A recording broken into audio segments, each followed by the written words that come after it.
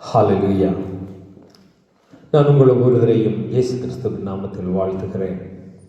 உங்கள் ஒருவரோடும் தேவனுடைய கிருபையும் சமாதானமும் எப்பொழுதும் கூட இருப்பதாக. தேவன் எங்கள் மேல் அன்பாய் இருக்கின்றார்.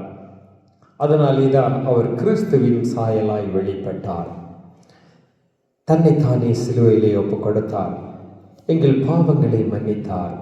அக்கிரமங்கள் மீறுதல்களை எல்லாம் மன்னித்தார். அவர் எங்களுக்கு உண்மையுள்ளவராய் இருக்கின்றார். அதனாலே நாங்களும் உண்மையுள்ளவர்களாய் இருக்கின்றோம். இந்த பூமியிலே இயேசு கிறிஸ்துவானவர் வெளிப்பட்டார். அவர் வெளிப்பட்டதற்கு பல காரணங்கள் உண்டு. ஆனாலும் அதிலே ஒன்று, பிசாசின் கிரியை அழிக்கவே குமாரன் வெளிப்பட்டார் என்று நாங்கள் வாசிக்கின்றோம். குமாரனாகிய இயேசு கிறிஸ்து எங்களில் வெளிப்பட்டதற்கு காரணத்தில் ஒன்று, அவர் எங்கள் பாவங்களை மன்னிக்கும்படி, எங்கள் அக்கிரமங்களை மீறுதல்களை மன்னிக்கும்படி, எங்கள் நோய்களை சுகமாக்கும்படி, எங்கள் பிராணனை அழிவிலிருந்து மீட்டு காக்கும்படி, எங்களுக்கு நித்திய ஜீவனை தரும்படி, இப்படியாய் பல பல காரணங்களுக்காக இயேசு கிறிஸ்துவானவர் வந்தார். ஆனால் அதிலே வெரி இம்பார்ட்டன்ட், நாங்கள் இவைகளை எல்லாம் பெற்றுக்கொள்ளுவதற்கு தடையாய் இருக்கிறவனாகிய அந்த பிசாசானவனின் கிரிகைகளை அழித்து போடும்படி குமாரனங்களில் வெளிப்பட்டார். வார்த்தை சொல்லுகிறது, நற்கிரிகையை எங்களில் தொடக்கினவர் அந்த நற்கிரிகையை முடிவு பரியந்தம் எங்கள் மேல் காணப்பட அவர் விரும்புகிறார். ஒரு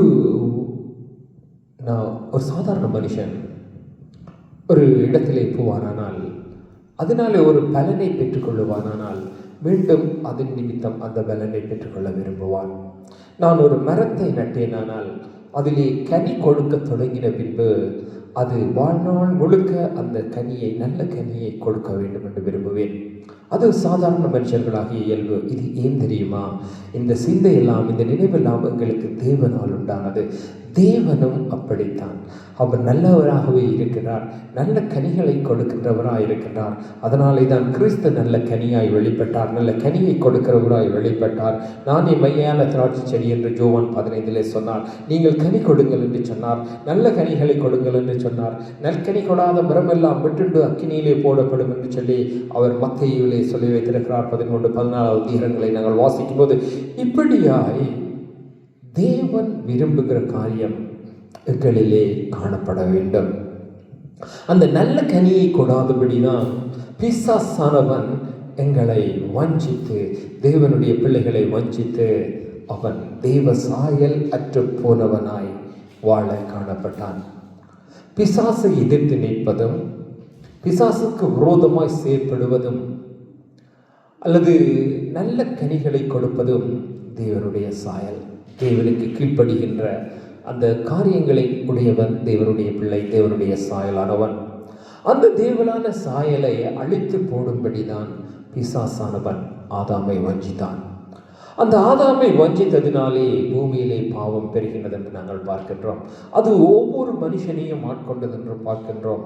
பின்பு இயேசு கிறிஸ்து வந்தபோது அந்த பாவத்தை எல்லாம் மன்னித்து எங்களுக்குள்ளே அவர் பாவத்தை மன்னிக்கின்றவராய், அந்த ஒரு ஆதாமினாலே ஏற்பட்ட மரணத்தை இயேசு கிறிஸ்துவினாலே ஜீவனுக்குள்ளே பிரவேசிக்க பண்ணினார் என்று சொல்லி நாங்கள் ரோமர் 5 வாசிக்கின்றோம். அப்ப தேவன் எங்களுக்குள்ளே வெளிப்பட்டதின் நோக்கம் என்ன? தேவன் வெளிப்படுகிறதின் நோக்கம் என்ன? நாங்கள் இதை நான் 2-3 கிழமை நான் இதை குறித்து தான் பேச போகின்றேன். ஏனென்று சொன்னால் வெரி இம்பார்ட்டன்ட் நான் காரியமாக இதாக இருக்கிறது. தேவன் எனக்கு ஒரு 1 வீக்காய் இதை குறித்து என்னுடைய இருதயத்திலே இடைப்பட்டு கொண்டே இருந்தார். ஏனென்று சொன்னால் தேவனால் மீட்கப்பட்டவன் மீண்டும் வஞ்சிக்கப்படுகின்றான். அப்படி வஞ்சிக்கப்படும் போது அப்போஸ்தலர் சொல்லுகிறார், அவன் அந்த கிருபையை இழந்து விடுகிறான். கிறிஸ்து தனக்கு கொடுத்த அந்த கிருபையை அவன் விரிதாவாக்குகின்றான். தனக்கு கொடுத்த பாவ மன்னிப்பை அவன் கனப்படுத்தாமல் அற்ப காரியத்துக்காக அவன் மீண்டும் பிசாசானவனுடைய அடிமைத்தனத்துகளே போய்விடுகின்றான். அவன் கிறிஸ்துவினுடைய கிருபை நின்று விழுந்து போகின்றான் என்று நாங்கள் எபேசியர்களை நாங்கள் வாசிக்கின்றோம். அப்ப பிசாசானவனுக்கு இடம் கொடாமல் எதிர்த்து நில்லுங்கள், அவன் எங்களை விட்டு ஓடி போவான் என்று வாசிக்கின்றோம். நாங்கள் எபேசியர் 4வது அதிகாரம் 27வது வசனம் சொல்லுகிறது, பிசாசுக்கு இடம் கொடாதிருங்கள் என்று சொல்லி. யாக்கோபு 4:7 சொல்லுகிறது, பிசாசை எதிர்த்து நில்லுங்கள், அவன் விலகி ஓடுவான். பிசாசை எதிர்த்து நிற்பது என்றால் என்ன?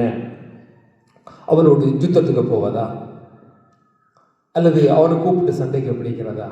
இல்லைங்க. பிசாஸ் என்றால் வேறு ஒன்றும் இல்லை, அவனுடைய கிரிகையை வெளிப்படுத்துவதே பிசாசை வெளிப்படுத்துவது. இயேசு கிறிஸ்துவனுடைய கிரிகையை வெளிப்படுத்துவதே இயேசு கிறிஸ்துவனுடைய கிரிகையை வெளிப்படுத்துவது இயேசு கிறிஸ்துவை வெளிப்படுத்துவது. இயேசு கிறிஸ்துவின் கனிகளை அன்பு, சந்தோஷம், சமாதானம், நீரிய பொறுமை, சாந்தி, இச்சையம், அடக்கம், தயவு, நற்குணம், விசுவாசம், பொறுமை, இப்படியான காரியங்களை வெளிப்படுத்துவது கிறிஸ்துவின் கனிகளை வெளிப்படுத்துவது. இவைகளுக்கு விரோதமான காரியங்களை வெளிப்படுத்துவது பிசாசை வெளிப்படுத்துவது.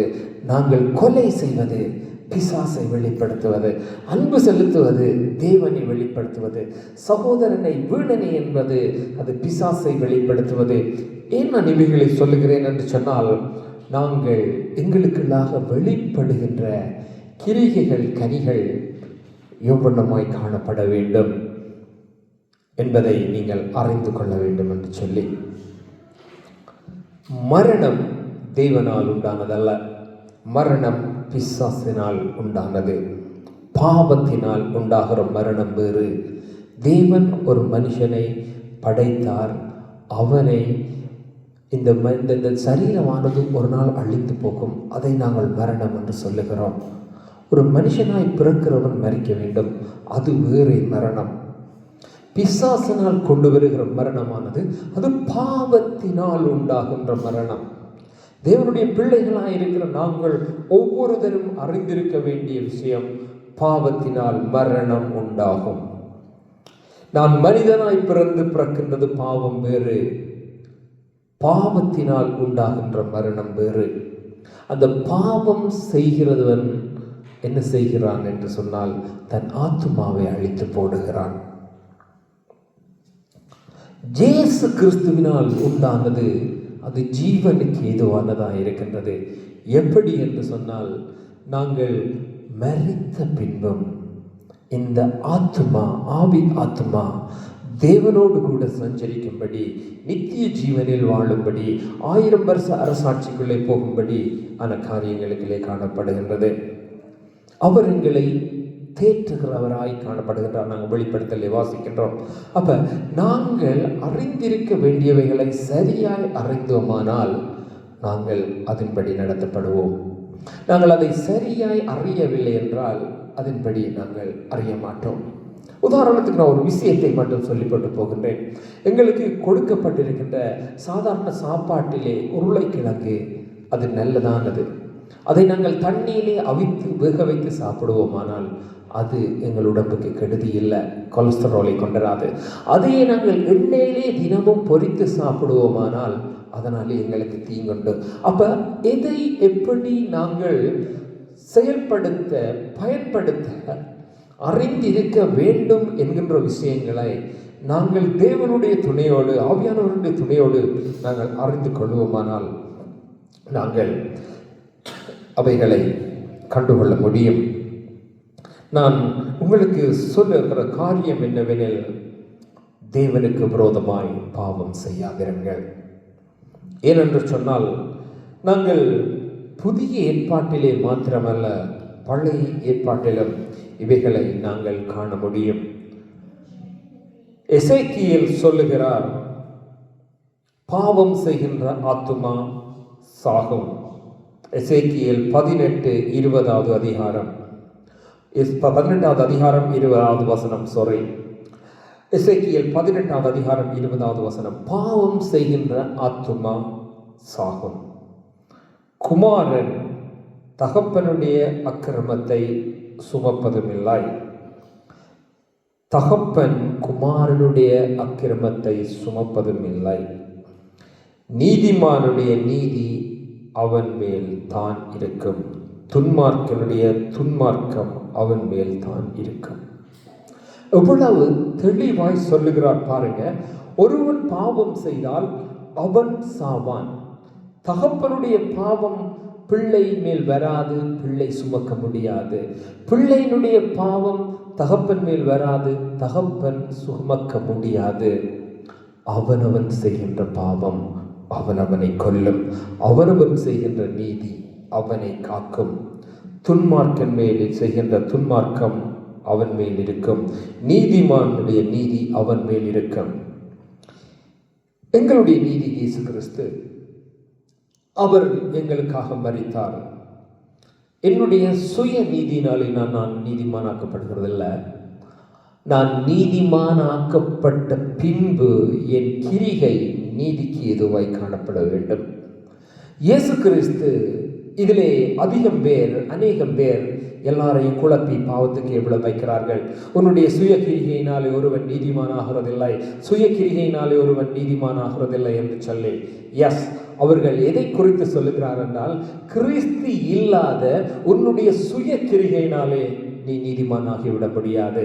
கிறிஸ்துவுக்குள் நீ மன்னிக்கப்பட்ட, நீ பாவம் செய்த நீ கிறிஸ்துவினாலே நீதிமான் ஆக்கப்பட்ட நீ கிறிஸ்துவுக்குள் நீதி இருக்கின்றபடியினால், கிறிஸ்து செய்கின்றது எல்லாம் நீதிக்கு ஏதுவானதா இருக்கிறபடியினால், நீயும் செய்கின்ற யாவும் நீதிக்கு ஏதுவானதாய் காணப்பட வேண்டும், பாவத்துக்கு ஏதுவானதாய் காணப்படக்கூடாது.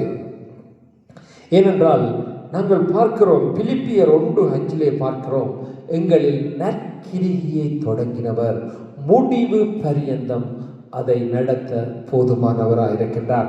இன்று அவர் எனக்கு நற்கிரியை செய்யும்படி, அன்பு செலுத்தும்படி, தேவனுடைய ராஜ்யத்துக்கு ஏதுவானவனாய் வாழும்படி எல்லாவற்றையும் தந்து அழைத்த பின்பு, 5 வருஷத்துக்கு பின்பு நான் திரும்பவும் பாவம் செய்து தேவனுக்கு பிரியமில்லாதபடி நடக்கிறதற்கு ஏற்றவனாய் என்னை அவர் மாற்றுகிறவர் அல்ல. நான் தான் அவைகளிலே இச்சிக்கப்பட்டு, சில காரியங்களிலே பிரியப்பட்டு நான் போய்விடுகிறேன். விழுந்து போன நான் என்ன செய்கின்றேன் என்றால், அந்த கிருபை என்மேல் இருக்கிறது, அந்த கிருபை என்மேல் இருக்கிறது என்று சொல்லி வஞ்சிக்கப்பட்ட நான் மற்றவர்களை வஞ்சிக்கின்றேன். அன்பான பிரியமானவர்களே, நான் உங்களுக்கு சொல்லுகிற காரியம், இனி நீ பாவம் செய்யாதே. பாவம் என்றால் என்ன சொல்லுவீமா? நாங்கள் பாவம் என்றொன்று நாங்கள் நினைக்கிறோம், களவெடுக்கிறது, பொய் சொல்றது, விபச்சாரம் செய்கிறது, இது கிரிகை. ஒவ்வொன்றும் இந்த கிரிகை தான் பாவமாய் இருக்கிறது. ஏனென்றால் இவைகளை செய்யாதே என்று தேவன் சொல்லுகிறார். தேவன் சொல்லுவதற்கு விரோதமாய் நாங்கள் செய்வதனால் அது பாவமாகி விடுகிறது. அப்ப பாவம் எப்படி எங்களுக்குள்ளே வருகிறது? அது எப்பொழுது பாவமாகிறது என்றால், தேவன் சொன்னதை செய்யாமல், கீழ்ப்படியாமல் நாங்கள் செய்வதே. ஆண்டவர் சொல்லுகிறார், கொலை செய்யாதிருப்பாயாக என்று சொல்லி. நான் கிறிஸ்துவை ஏற்றுக்கொண்ட பின்பு போய் ஒருவனை கொலை செய்துவிட்டு, வேண்டுமென்று கோபப்பட்டு கொலை செய்துவிட்டு, நான் திரும்பவும் வந்து கிறிஸ்துவனிடத்திலிருந்து, ஆண்டவரே, நான் கோபப்பட்டு கொலை செய்து விட்டேன், உம்முடைய கிருபை இரக்கம் என்மேல் இருக்கிறது என்று சொன்னால், கொலை செய்யும்படி தேவன் எங்களுக்கு அந்த கிருபையை கொடுக்கலைங்க. கவனமாயிருங்க, கள்ள போதனைகளுக்கு எச்சரிக்கையாயிருங்க. நான் சொல்லுகிற 2 காரியம், போதிக்கிற நான் ஒருவன் விழுந்து போகாதபடி போதிக்க வேண்டும், போதிக்கின்ற நான் அவனுக்கு எச்சரிக்கையாக இருக்கும்படி போதிக்க வேண்டும். ஒரு வார்த்தை உங்களிடத்திலே வருகிறதானால் அது உங்களை விழுவிக்கிறதற்கு ஏதுவாய் அல்லது விழத்தக்கதற்கு ஏதுவாய் அந்த வார்த்தை காணப்படுமானால் அது தேவனிடத்திலிருந்து உண்டானதல்ல, அது தேவனுடைய வார்த்தையும் அல்ல. அது ஊழியக்காரனுடைய வாயிலிருந்து வந்தாலும் அது தேவனுடைய வார்த்தை அல்ல. ஏனென்றால் தேவ ஆவியானவர் எப்பொழுதும் பலப்படுத்துகிறவர். கர்த்தருடைய வார்த்தை அவனை நிலைநிறுத்தப்படுகிறது. அதற்குத்தான் தேவன் ஆவியானவர் எங்களுக்கு கொடுத்திருக்கின்றார், வார்த்தையை கொடுத்திருக்கின்றார். நான் யோவான் 8:11 நான் வாசிக்க விரும்புகிறேன். எல்லா வார்த்தைகளையும் வாசிக்க எனக்கு நேரம் போதாது. நான் சொல்லுகிற காரியங்கள் அதான் சொன்னேன். நான் இதை குறித்து 3 கிழமைக்கு நான் இதை குறித்து பேசுவேன் என்று சொல்லி, ஏனென்று சொன்னால் ஒரே நாளிலே இவைகளை பேசிவிட போதாது. ஆண்டவர் சொல்லுகிறார், இனி நீ பாவம் செய்யாதே. ஏன் அவர் பாவம் செய்யாதே என்று சொல்லுகிறார்? யோவான் 8:11 சொல்லுகிறது, கடைசி பக்கம், நீ போ, இனி பாவம் செய்யாதே என்றார். ஒருவன் அவள் கிறிஸ்துவை அறியாதிருக்கின்றாள். அவள் கிறிஸ்துவை அறியாதவளாய் இருக்கின்றாள். அவள் கிறிஸ்துவை அறிகின்றாள், காண்கின்றாள். கிறிஸ்து அவளுக்கு மன்னிக்கின்றார். மன்னித்து விட்டு அவளுக்கு சொல்லி அனுப்புகிறார், இனி நீ பாவம் செய்யாதே. ஏனென்றால் அதிக ஆக்கினை உனக்கு உண்டாகும்படி நான் உன்னை இப்ப ஆக்கினைக்குள்ளாக நான் உன்னை தீர்க்கிறதில்லை. நீ என்னை அறியாதா இருந்தாய், பாவம் செய்தாய். நீ இன்று என்னை அறிந்து விட்டாய், நான் உனக்கு சொல்லி விடுகிறேன், நீ இனி பாவம் செய்யாதே. ஏனென்றால் ஆண்டவருக்கு தெரியும், பாவம் செய்கின்ற ஆத்துமா சாகவே சாகும். அப்ப அதனாலே ஆண்டவர் சொல்லுகிறார், இனி பாவம் செய்யாதே. நீ நாளைக்கு செய்கிற பாவத்தை கர்த்தர் மன்னிப்பார் என்று சொல்லுகிற வார்த்தை ஒரு ஊழியக்காரனிடத்தில் இருந்து வருமானால் அவன் தேவனுடைய ஊழியக்காரன் அல்ல, அவன் பிசாசினாலே வஞ்சிக்கப்பட்ட ஊழியக்காரன். எச்சரிக்கையாயிருங்கள்.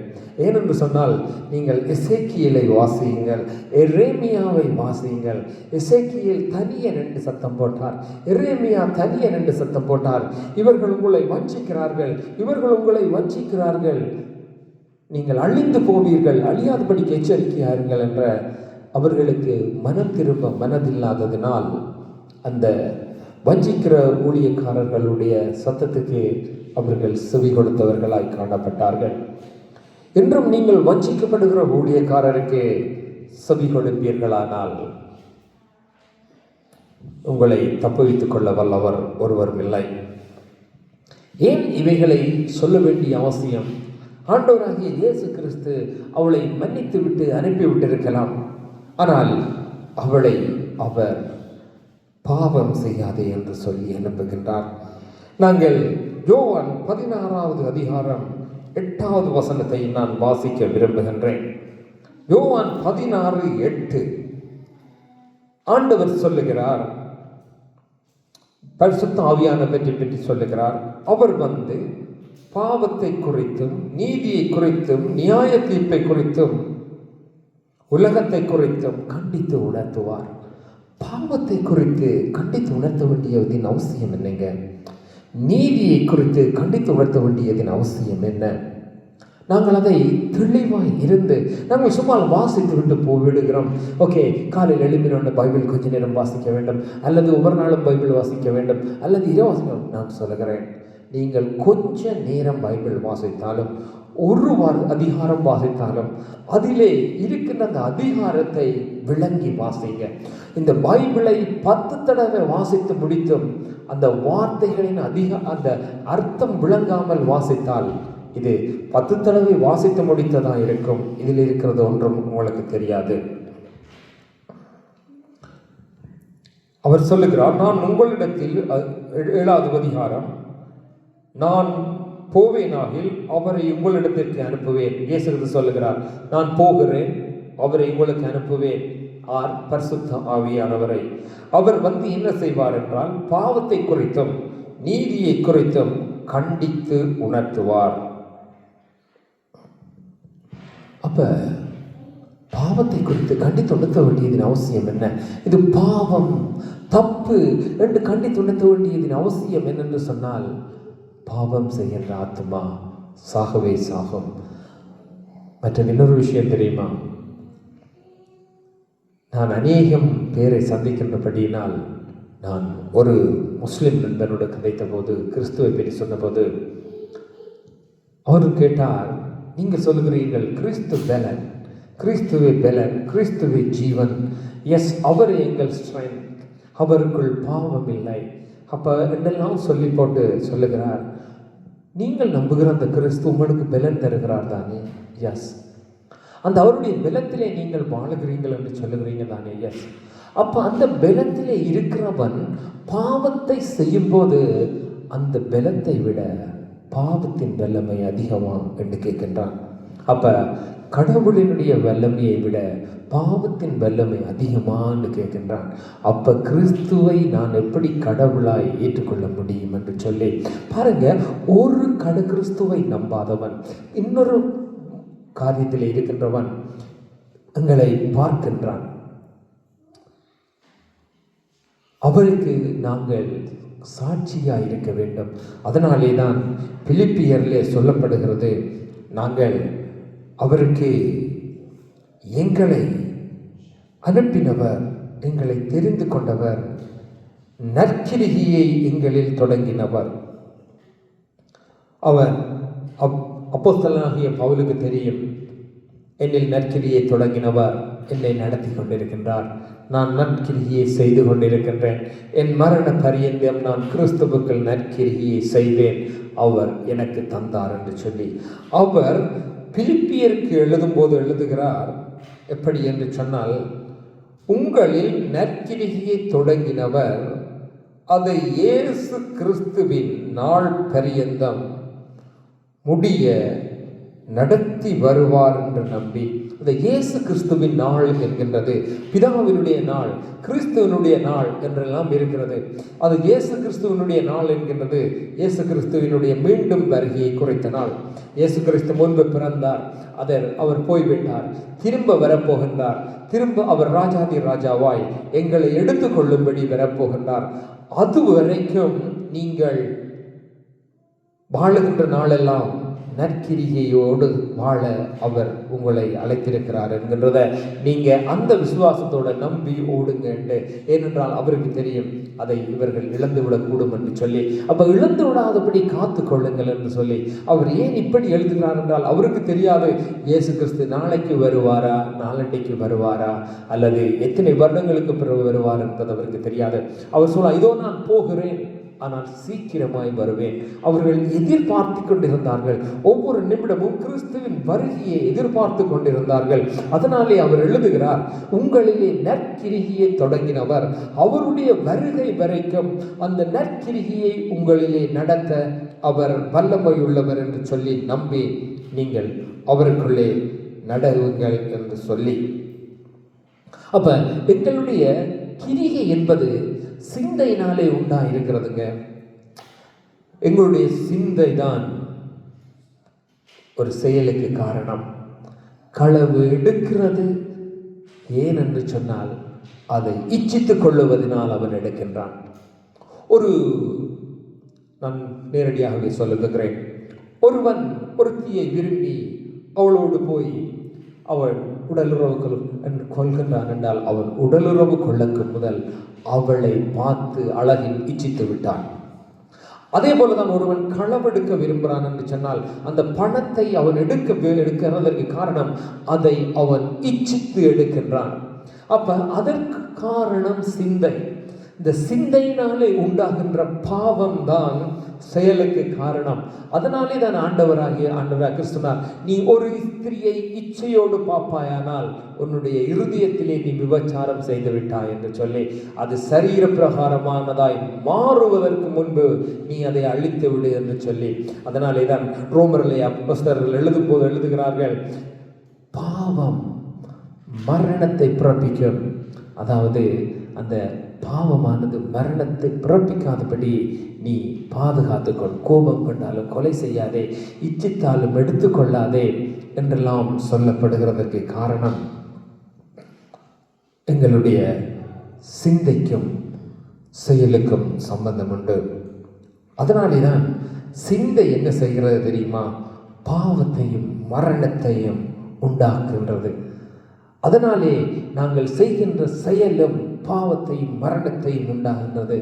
சிந்தை நல்லதா இருந்தால் எங்களுடைய செய்கை நல்லதா இருக்கும், அது ஜீவனை பிறப்பிக்குங்க. அந்த கிரிகையை அழித்து போடத்தான் ஆண்டவராகிய இயேசு கிறிஸ்து வெளிப்பட்டார். எங்களுக்குள்ளே இயேசு கிறிஸ்துவனுடைய கிரியை காணப்பட தேவன் எங்களை நடத்த வேண்டும். அதற்கு நாங்கள் எங்களை ஒப்பு கொடுக்க வேண்டும். கண்டதையும் பார்த்து இச்சித்து குடித்துக்கொண்டு, சாராயத்தை பார்த்து குடித்துக்கொண்டு இச்சித்து குடித்துக்கொண்டு கர்த்தருடைய பிள்ளை என்பதும், ஐஸ்வர்யத்தை பார்த்து இச்சித்து எடுத்துக்கொண்டு தேவனுடைய பிள்ளை என்பதும், பெண்களை பார்த்து இச்சித்து விபச்சாரம் செய்துட்டு தேவனுடைய பிள்ளை என்பதும் வஞ்சிக்கிறது. சிந்தையினாலே ஒரு காரியம் பாவத்திலே விழுந்தால்தான் ஒருவன் அவனை வஞ்சிக்கின்றவனாய் காணப்படுகின்றான். அப்ப இந்த காரியங்களை எல்லாம் அழித்து போடத்தான் ஆண்டவராகிய இயேசு கிறிஸ்து எங்களுக்கு வெளிப்பட்டார். 1 யோவான் 3வது அதிகாரம் 8வது வசனம் சொல்லுகிறது, பாவம் செய்கிறவன் பிசாசினால் உண்டாயிருக்கின்றான், ஏனெனில் பிசாசானவன் ஆதி முதல் பாவம் செய்கின்றான். பிசாசினுடைய கிரியை அழிக்கும்படிக்கே தேவகுமாரன் வெளிப்பட்டார். பிசாசினுடைய கிரியை அழித்து போடுகிறது தாங்க இயேசு கிறிஸ்து எங்களிலே வெளிப்பட்டார். இயேசு கிறிஸ்து எனக்குள்ளே இருக்கிறார், நான் கர்த்தருக்குள்ளே இருக்கிறேன், நான் கிறிஸ்துவுக்குள்ளே வாழ்கிறேன் என்று சொல்லி பிசாசின் கிரியை செய்கிறவன் கிறிஸ்துவை மறுதலித்தவனும் கிருபை நின்று விழுந்தவனுமாய் காணப்படுகிறான். அதைத்தான் அப்போஸ்தலனாகிய பவுல் எழுதும் போது எழுதுகிறார், நீ இனி பாவம் செய்யாதே, உன்னுடைய கிரியைகளை, பாவத்தின் கிரியைகளை கிறிஸ்துவின் துணையோடு அழித்து போடு என்று சொல்லி அவர் சொல்லுகிறார். என்னை மன்னிக்க வேண்டும், ஒரு மனுஷன் பலவீனனாய் இருக்கின்றான், நான் அதை ஏற்றுக்கொள்ளுகின்றேன். அவனுக்கு தேவன் பலனாய் இருக்கின்றார், அவருடைய வார்த்தை பலனாய் இருக்கிறது, இந்த வார்த்தை ஜீவனாய் இருக்கிறது. உங்களுக்குள்ளே இச்சை வருமானால் அது பாவத்தை பிறப்பிக்க முன்பு அந்த இச்சையை அழித்து விடுங்கள். ஏனென்று சொன்னால் பாவத்தின் பலன் உங்களுக்கு தெரியாது. ஒரு மனுஷனை விட மனுஷ பலத்தை சிலையான பாவத்தின் பலமே அதிகமுங்க. பாவத்தின் வல்லமை அதிகம். ஆனால் கிறிஸ்துவின் வல்லமைக்கு முன்பாக நிற்க முடியாது. ஒரு தூசு கிறிஸ்துவின் வல்லமைக்கு முன்பாக ஊதினால் போகின்ற தூசு தான் பிசாசினுடைய வல்லமை. அந்த தூசு மாதிரி இருக்கிற பிசாசின் வல்லமை தான் மனுஷனை பாவத்திலே விளைவிக்கின்றது. ஏன் தெரியுமா? பிசாசானவன் பரலோகத்திலே தேவ தூதர்களிலே முதலானவனாய் காணப்பட்டான். கிறிஸ்துவுக்கு அடுத்த லெவலில் இருந்தான். அவனுடைய சிந்தை தான் கிறிஸ்துவின் ஸ்தானத்தை பிடிக்க வேண்டும், பிதாவின் ஸ்தானத்தை பிடிக்க வேண்டும் என்று அவனுடைய சிந்தையிலே உண்டான பாவத்தினால் அவன் தள்ளி பூமியிலே விழுத்தப்பட்டான். அதனாலே தேவனுடைய சாயலா எங்களை உண்டாக்கினபடியினால் தேவ சாயலை அவன் வஞ்சிப்பதற்காகத்தான் மனுஷனை வஞ்சிக்கின்றான். பிசாசானவன் ஏன் மனுஷனை வஞ்சிக்கிறான் தெரியுமா? பிசாசானவனுக்கும் மனுஷனுக்கும் என்ன பிரச்சனைங்க? எனக்கும் அவனுக்கும் ஒரு பிரச்சனை இல்லை, அவனுக்கும் தேவனுக்கும் தான் பிரச்சனை. தேவனுக்கும் அவனுக்கும் இருக்கிற பிரச்சனையை அவன் என் மேலே கொண்டு வந்து வைக்கிறான். ஏனென்றால் உன்னை அவர் தேவன் தன்னுடைய சாயலாய் படைத்திருக்கின்றாரோ, அப்படிப்பட்டால் நான் அந்த சாயலை வஞ்சிப்பேன், அந்த சாயலுக்கு மரணத்தை, என்னை கிறிஸ்து ஜீவனை கொடுத்து விட்டபடியினால் கிறிஸ்து உனக்கு ஜீவனாய் இருக்கிறாரோ, நான் உன்னை மறுபடியும் வஞ்சித்து உன்னை நான் நரகத்துக்கு மரணத்துக்குள்ளே தள்ள வேண்டும் என்கின்றது பிசாசானவன். எங்களுக்கும் அதான் வார்த்தை சொல்லுகிறது. ஒரு மனுஷனுக்கு பாவத்துக்கு விரோதமாய் எப்பவும் போராடும் என்று சொல்லி ஆவியின் சிந்தை மரணத்துக்கு விரோதமாய் போராடிட்டு இருக்கும். அது பாவம் செய்ய விடாது, பாவம் செய்ய விடாது. ஆனால் அதையும் தாண்டி செய்ய வெளிக்கிட்டா முடிச்சதென்று நினைக்க வேண்டியான். என்னை மன்னித்துக் கொள்ளுங்கள் இப்படி சொல்லுவதற்கு. அப்படி செய்யாதபடிக்கு நீங்கள் காத்து உங்களை நடத்துங்க. ஏனென்றால் 9வது வசனம் சொல்லுகிறது, தேவனால் பிறந்தவனும் பாவம் செய்யான், ஏனெனில் அவருடைய வித்து அவனுக்குள் தரித்திருக்கிறது, அவன் தேவனால் பிறந்தபடியினால் அவன் பாவம் செய்ய மாட்டான். அப்படி நாங்கள் அப்படியே தான் தேவனால் பிறந்திருக்கிறேன், தேவன் தன்னுடைய சாயலின்படியும் அவருடைய ரூபத்தின்படியும் அல்ல, அவருடைய வித்தை எனக்குள்ளே வைத்திருக்கின்றார். தேவனால் பிறந்து எவரும் பாவம் செய்யான், ஏனெனில் அவருடைய வித்து, யாருடைய வித்து? தேவனுடைய வித்து அவனுக்குள் இருக்கின்றது. யாருக்குள்? எங்களுக்குள், எனக்குள் இருக்கின்றது. அதனாலே அவருக்குள் தரித்திருக்கிறது. தேவனுடைய வித்து, கிறிஸ்துவனுடைய வித்து எங்களுக்குள்ளே தரித்திருக்கிறது. அப்படி இருக்கிறபடினால் அவன் தேவனால் பிறந்தவனாய் இருக்கின்றான். அப்படி அவன் தேவனால் பிறந்தவனாய் இருக்கிறபடினால் அவன் பாவம் செய்யான். ஒரு மனுஷன் தேவனால் பிறந்தவன் என்று சொல்லுகிறவன் பாவம் செய்யாதவனாய் காணப்பட வேண்டும். எப்படி சொன்னா, எப்படி இயேசு கிறிஸ்துவானவர் சோதிக்கப்படும் போது பிசாசானவனால ஜெயிக்க முடியலையோ, அப்படி பிசாசானவன் சோதிக்க வரும்போது நான் ஜெயிக்கணும். நான் இதோடு கூட முடிக்க விரும்புகிறேன். வாரக்கிழமை நான் இதை குறித்து தொடர்ந்து பேசுவேன். ஒரு மனுஷன் ஜெயிக்கிறவனாய், யாரை? பிசாசை ஜெயிக்கிறவனாய். ஆண்டவராகிய இயேசு கிறிஸ்து அதனாலே தான் சொன்னார், நான் உலகத்தை ஜெயித்தேன், நான் பிசாசை ஜெயித்தேன், நீங்களும் உலகத்தை ஜெயித்தீர்கள், பிசாசை ஜெயித்தீர்கள். கிறிஸ்துவானவர் எங்கே உலகத்தை ஜெயித்தார்? சோதிக்கும்படி அவர் பிசாசானவரால் கொண்டு போகப்பட்டு சோதிக்கப்பட்டார். அவர் அது மட்டுமல்ல, சோதிக்கப்பட்ட பின்பு அவன் கொஞ்ச நாள் விலகி இருந்தான். எங்களையும் சோதிக்க வரும்போது சோதித்து விட்டு பிறகு நாங்கள் அதில் ஜெயித்து விட்டோம் என்றால் எங்களுக்கு இன்னும் தாழ்மை வரணும். ஆண்டவரே, எனக்கு இந்த கிருபையை கொடுங்க. அகந்தை, அவமானம், பெருமைகள் எல்லாம் பெறக்கூடாது. ஏனென்றால் அவன் கொஞ்ச காலம்தான் விலகி இருக்கான். அவன் திரும்ப எப்போ வரலாம் என்று பார்த்திருப்பான். நாங்கள் பிசாசானவனை ஜெயித்து விட்டோம் என்கின்ற பெருமை வந்தால் அவன் அதனூடாக வருவான். அதனாலே தான் எப்பொழுதும் தாழ்மையை அடைந்து கொள்ளுங்க. உங்களால் ஜெயிக்க முடியுதா? பிசாசை ஜெயிக்க முடியுதா? ஜெயிக்கிறீங்களா? சந்தோஷமாக இருங்க. அப்படின்னா மற்றவனுக்கு ஜெயிக்கத்தக்கதை கற்றுக் கொடுங்க. விழுந்து போகாமல் வாழ பழகி கற்றுக்கொள்ளுங்க. ஏன் நான் இதை சொல்லுகிறேன் என்றால், ஒரு காரியத்தை குறித்து நான் ஒருவரோடு கதைத்த போது, ஒரு போதகரோடு தான் கதைத்த போது, ஒரு வார்த்தைக்கு அர்த்தங்களை குறித்து கதைத்த போது நான் சொன்னேன், இந்த காரியம் விழுதலுக்கு ஏதுவாய் உண்டாயிருக்கிறது, இது தேவனிடத்திலிருந்து உண்டானதா என்று கேட்டேன். இல்லை என்று சொன்னார். அப்போ அதை எப்படி நீங்கள் சரி என்று ஏற்றுக்கொள்ளுகிறீர்கள் என்று சொல்லி அவர் சொன்னார், சாரி, அதை நான் சரி என்று ஏற்றுக்கொண்டு தான் இருந்தேன்.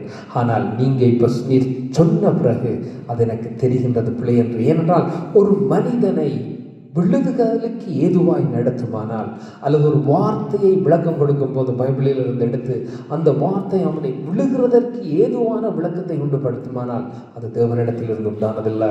எச்சரிக்கையாயிருங்கள். நீங்களும் விழுந்து போகாதிருங்கள், மற்றவர்களை விழுந்து போகாதிருக்க பண்ணுங்கள். விழுந்திருப்பீர்களானால் எழுந்திருங்கள். அதான் ஆண்டவர் சொன்னார், ஆதியிலே கொண்ட கிரிகைகளை நீ செய்வாயாக, மனம் திரும்படி சொல்லி நான் இதோடு கூட முடித்து விடுகிறேன். பிதாவே, இந்த வேளையில் உம்முடைய சமூகத்திலே ஒப்புக் கொடுக்கிறேன். பிசாசின் கிரிகையை அழித்து போடும்படி குமாரனாகிய கிறிஸ்து எங்களில் வெளிப்பட்டார். நாங்கள் தேவனால் உண்டானவர்கள். அப்பா, நான் தேவனால் உண்டானவன் டடி. உம்முடைய வித்து எனக்குள்ளே இருக்கிறது டடி. அதனாலே நீர் எனக்குள்ளே இருக்கிறீங்க அப்பா. நான் பாவம் செய்யாமல் வாழ எனக்கு பலம் தந்திருக்கிறீங்க ஆண்டவரே.